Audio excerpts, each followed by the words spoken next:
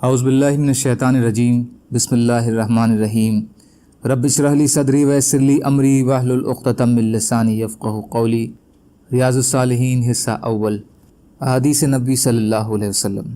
حضرت کعب بن ایاز رضی اللہ تعالیٰ عنہ سے روایت ہے کہ میں نے رسول اللہ صلی اللہ علیہ وسلم کو فرماتے ہوئے سنا، ہر امت کے لیے ایک فتنہ ہوتا ہے، یعنی ایسی چیز جس کے ذریعے سے اس کو آزمایا جاتا ہے، اور میری امت کے لیے فتنہ مال ہے۔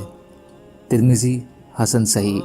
فائدہ، فتنے کے معنی ہے آزمائش، جس کو جس چیز سے آزمایا جائے وہ اس کے لیے فتنہ ہے۔ اس اعتبار سے قرآن مجید میں اولاد اور مال کو بھی انسانوں کے لیے فتنہ کہا گیا ہے۔ یہ دونوں چیزیں اللہ کی نعمتیں ہیں، لیکن چونکہ ان نعمتوں کے ذریعے سے انسانوں کی آزمائش ہوتی ہے، اس لیے انہیں فتنے سے تعبیر فرمایا ہے۔ اس حدیث میں امت محمدیہ صلی اللہ علیہ وسلم کے لیے سخت تنبیہ ہے کہ وہ مال کی محبت میں سنتلن کو سامنے رکھیں، ورنہ وہ اس آزمائش میں ناکام ہو سکتی ہیں، اور یہ مال جو نعمت الہی ہے اس کے لیے عذاب شدید کا باعث بھی بن سکتا ہے۔ حضرت ابو عمرو اور کچھ کے نزدیک ابو عبداللہ یا ابو لیلہ عثمان بن عفان رضی اللہ تعالیٰ عنہ سے روایت ہے کہ نبی اکرم صلی اللہ علیہ وسلم نے فرمایا، ابن آدم کے لیے ان چیزوں کے علاوہ کسی چیز میں حق نہیں: ایک گھر جس میں اس کی رہائش ہو، کپڑا جس سے وہ اپنا ستر چھپا لے، بنا سالن کے یا موٹی روٹی، اور پانی۔ ترمذی صحیح حدیث۔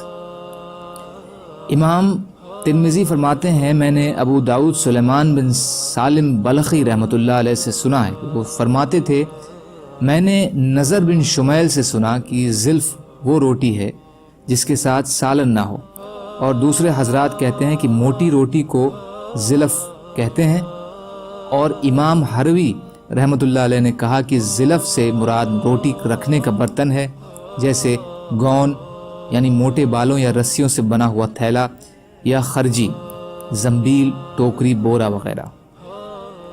شیخ البانی نے کہا ہے کہ اس حدیث کی سند میں 2 راوی ضعیف ہیں۔ الاحادیث ضعیفہ رقم 1063۔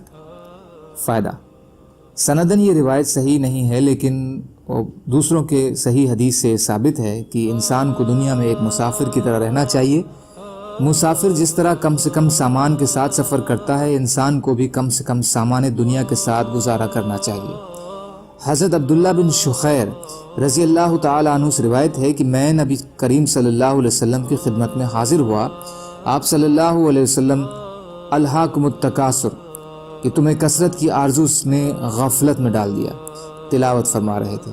پھر آپ صلی اللہ علیہ وسلم نے فرمایا، انسان کہتا ہے میرا مال میرا مال، حالانکہ اے انسان، تیرا مال ایک تو وہ ہے جو تو نے کھا کر ختم کر دیا، یا دوسرا پہن کر بوسیدہ کر دیا، یا تیسرا صدقہ کر کے آگے آخرت کے لیے چلا دیا۔ مسلم۔ فائدہ، اس میں اس امر کی ترغیب دی گئی ہے کہ انسان کو اللہ نے مال و دولت سے نوازا ہے تو اسے زیادہ سے زیادہ مستحقین پر اور اللہ کی پسندیدہ راہوں پر خرچ کریں، کیونکہ یہ صدقہ کیا ہوا مال ہی آخرت کے لیے ذخیرہ ہوگا، جہاں اس کو اس کا اجر اور ثواب ملے گا۔ باقی جو مال وہ اپنے کھانے پینے اور لباس وغیرہ پر خرچ کرے گا، وہ سب اس دنیا میں ہی ختم اور بوسیدہ ہو جائے گا، اور آخرت میں اس کا کوئی حصہ اس کے کام نہیں آئے گا۔